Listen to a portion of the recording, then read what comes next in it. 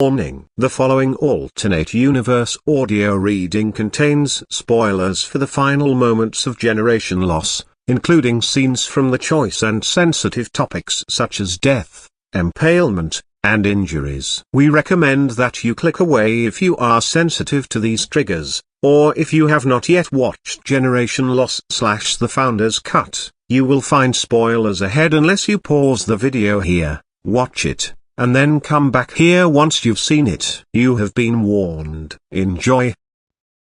Nicole's Bittersweet Ending, a Generation Loss Ultra Universe audio reading. Written by Nicole Burdick. Read by Nicole Burdick. During Rambo and Nicole's final battle at the exit, Head sees from behind and grabs both of them. He separates them both and places Nicole somewhere in the mall far from Rambo's reach. When Rambo is about to be executed, Head shows Rambo what is going on with Nicole. Nicole is being chased by security, which has her trapped in a corner. Off camera, the thing attacks her. After Rambo dies, Head sends a call from one of the drones that is detecting a faint heartbeat, and it's Nicole's. He came up with an idea. He will bring back Nicole one last time to find her hero. Nicole is brought back, but barely hanging by a thread. She examines herself and sees the large gash on her side. She also feels her face and winces at the large claw marks left by the creature that attacked her, including a couple of large claw gashes on her legs, and even feels a piece of the mask broken. Something strange was visible on her body. Her arms were showing wires that weren't part of her. She ignored that, knowing that she was alone, but something was telling her to find Rambo. Because of the limited time remaining, she slowly stands up and places pressure on her side as she leans against the wall. While keeping the pressure on, she begins to find Rambo. While she was still searching for Rambo, memories of her life started to come back.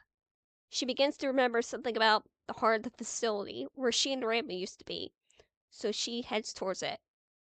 She stops, turns her head sideways, and finds she is looking for the heart of the facility. It was only this time that something was different. It wasn't long before she noticed something or someone in the room. On the wall in the back, a person was tied up and hanging on it with their arms out in crucifix pose. But their head was completely missing and they weren't responding.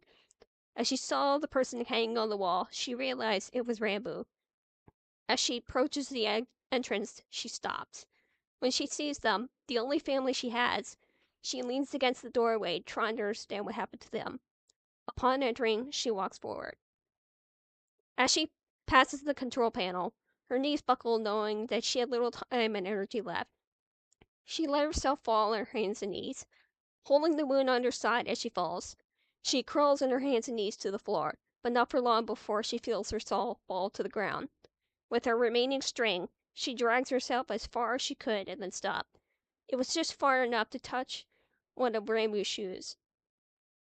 She fought with all of her strength that she had left and knew that her time had come. She gazed up at Rambo, who's been with them ever since the beginning of everything that occurred to them, finding themselves in various situations, trying to figure out what's happening, solving riddles and puzzles, meeting new people, seeing creatures, avoiding dangers, etc. Her final words were, "I'm sorry, Rambo. I'm sorry for what's happened to you, to us, to everyone we encounter. Having found you, all that matters now is that I've found you." As she finally rests her head on the floor, she said one last tear as she smiles and closed her eyes for the last time.